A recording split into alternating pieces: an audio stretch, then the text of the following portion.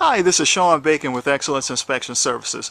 Doing a foreclosure inspection on a 20-year-old property and taking a look at the deck, and there are some really significant issues with this deck. And if you're looking at a house with the deck, these are some of the things that you will want to look for as well.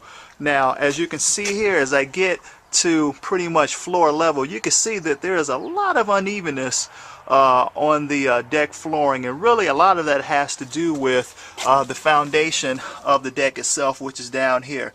These are your support columns, and then this is your main support beam. Really the big issue with this particular deck is how it was initially constructed.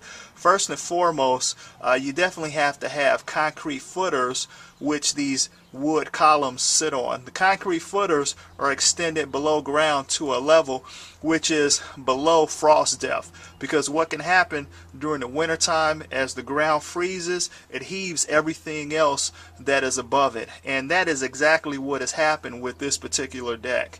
And you can see, as we look under the deck, you can see how some of the columns are leaning in different ways.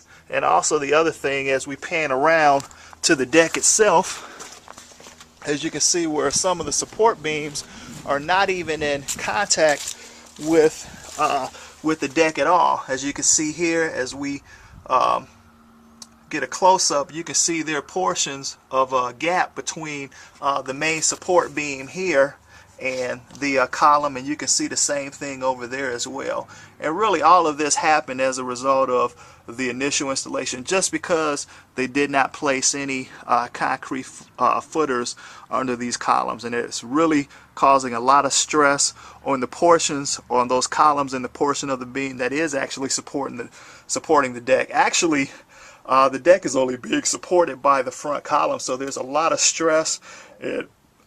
My recommendation to the client, not to use this deck until the necessary repairs have been made.